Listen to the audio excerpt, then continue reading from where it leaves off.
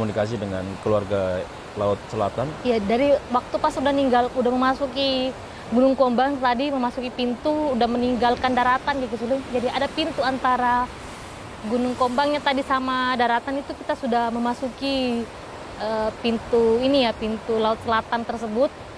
Itu kita sudah berganti dimensi dan kita sudah berganti baju ya Gisudin. Terutama saya pas masuk salam itu saya sudah berganti ini ya, pakaian saya sudah memakai kayak jari warna emasan, selendang saya warna merah, rambut saya panjang, terus saya memakai sebuah mahkota kecil seperti ini di sini dan tidak beralaskan kaki, tidak memakai aksesoris apapun. Dan yang lain teman-teman semuanya memakai ini ya, seperti pakaian jari Jawa gitu ya? Jawa begitu di sini.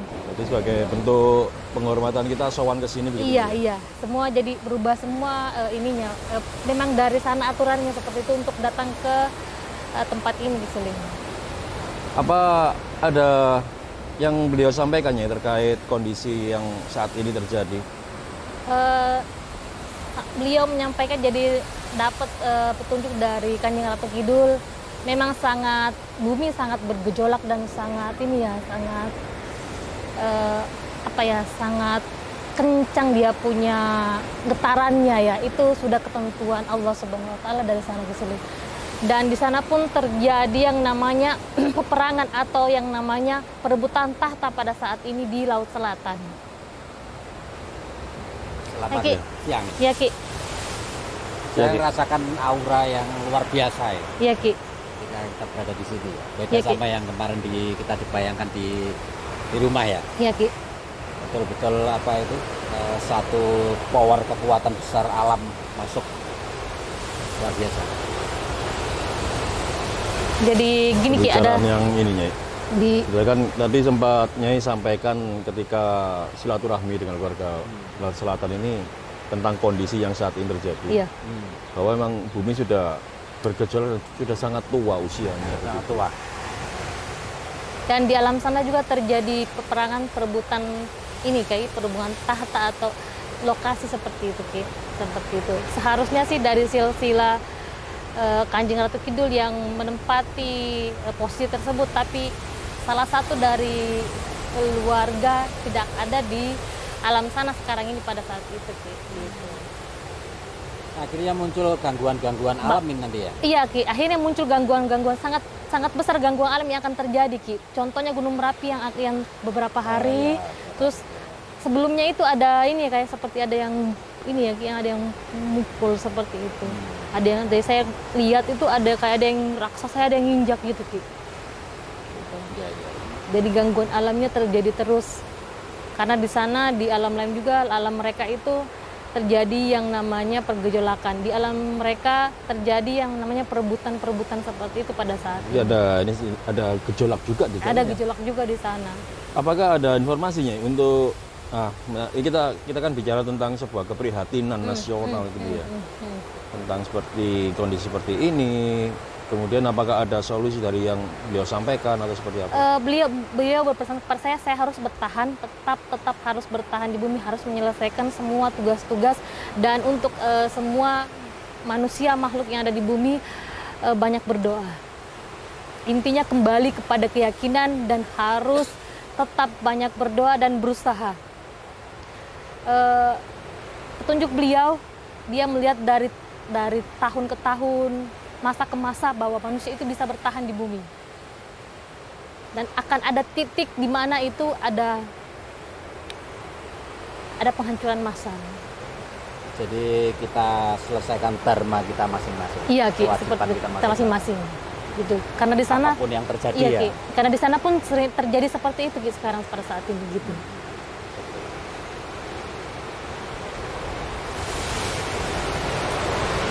Saya merasa kok ketika kita baru masuk di sini tadi itu ombaknya tidak seperti biasa ya. Iya, agak berbeda. Di Wong sendiri juga nyampaikan gitu. Iya. Gede banget. Iya, tadi ombaknya kok lain gitu ya. Tadi saya berbicara sedikit dengan air itu adalah makhluknya Tuhan juga ya Ki ya.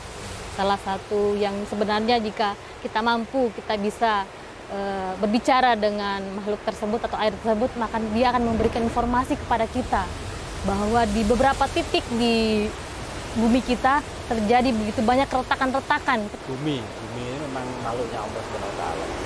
Jadi dia punya bahasa sendiri untuk menyampaikan berkomunikasi dengan manusia. Salah satunya itu adalah pergerakannya.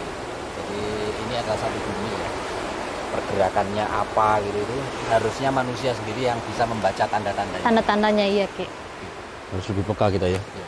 Tentunya ya. Nah iya Ki, dari di sini kalau memang mau teman-teman sedulur-sedulur semua mau suwun ke Kanjeng Ratu Kidul, silahkan ke tempat sini Ki ya.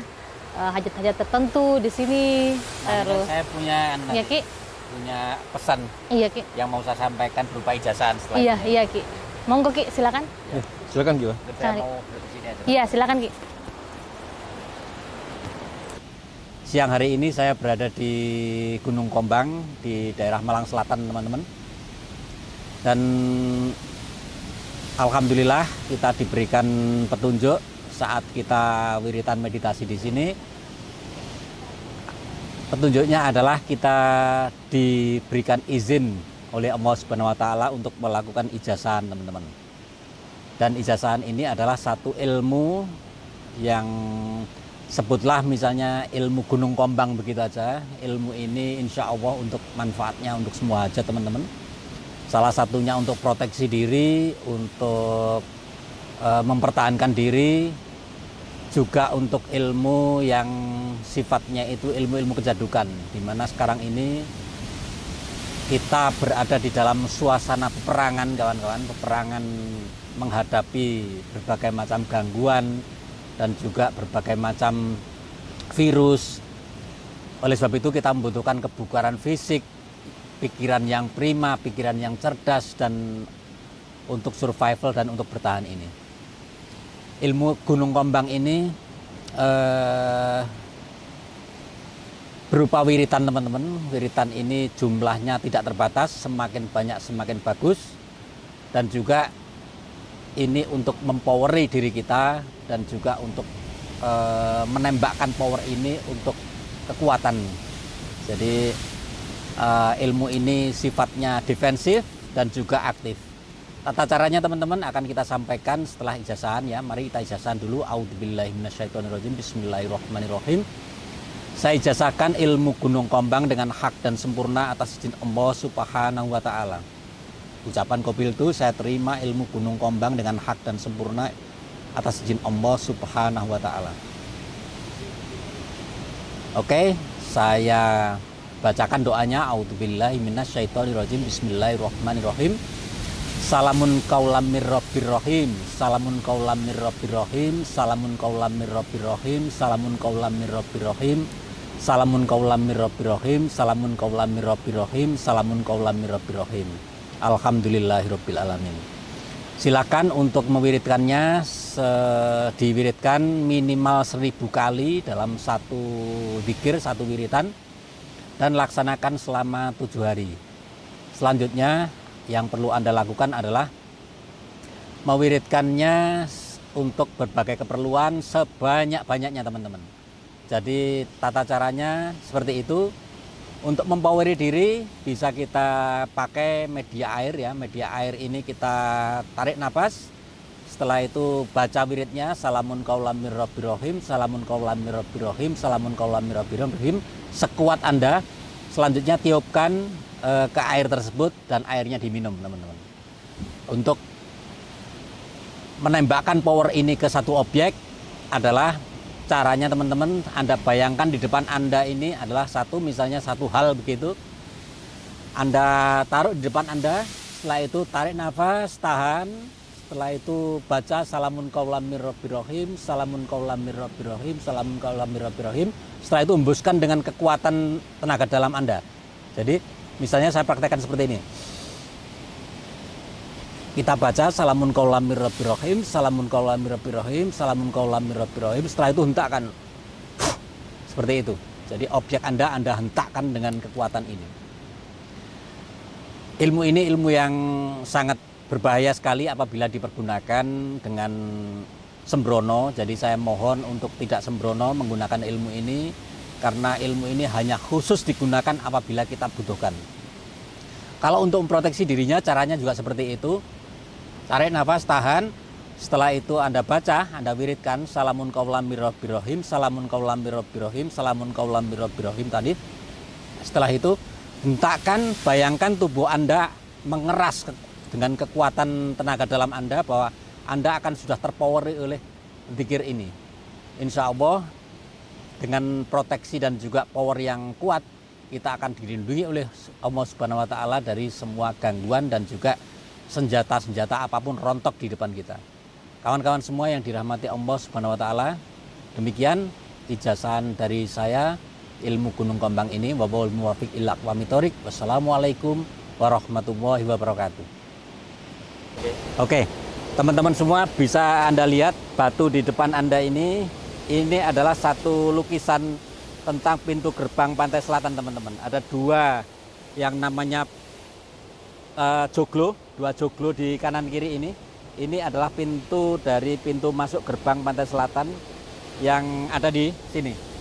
Ini kita digambar oleh alam langsung, kita dipertunjukkan secara jelas bahwa seperti itulah gambaran yang namanya pantai selatan ini.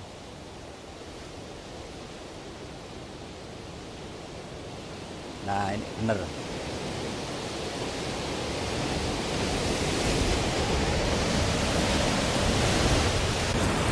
Sebuah pendopo dan sebuah gerbang itu ada di situnya. Iya, Ki. Menurut Ki Wong Alus seperti itu. Jadi gerbang ke pantai selatan tuh di situnya. Makanya kan kita tadi bakarnya sini ngajar ke sini gitu.